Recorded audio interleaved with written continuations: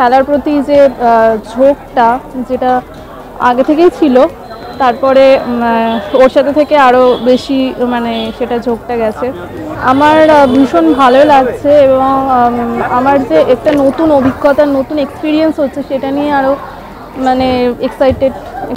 আমি এইটা মানে করে খুব সাকসেসফুল আর কি, যে কীভাবে অভিনব একটা উদ্যোগ নিয়ে এই পরিকল্পনা করা যায়, এটাই আমি আজকে করে দেখালাম আর কি।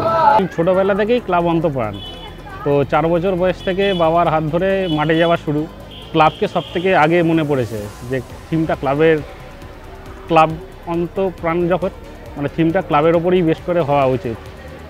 তো এই যা ডেকোরেশন দেখছেন, এইসব আমার মামাই করেছেন আয়োজন।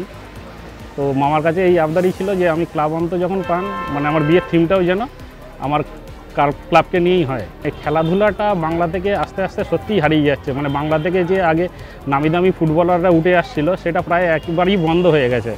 নতুন প্রজন্ম যাতে খেলার মাঠের দিকে আবার ফিরে আসে, আবারও দিকপাল ফুটবলাররা আবার যেরকম বাংলা থেকে আগেও উঠে এসেছে, বর্তমানে খুব হাতে গোনা 2-1জন, প্রীতম কোটাল বা সার্থক গলি 2-1জন এরকম আছে যারা এখনও খেলছে। তো তাদের মতোই যেন আরও অনেক প্লেয়ারই উঠে আসে, মানে ভারতীয় দলে চান্স পাওয়ার মতন যেন তারা কোয়ালিটি নিয়ে আসে, সেটাই বলতে চাই।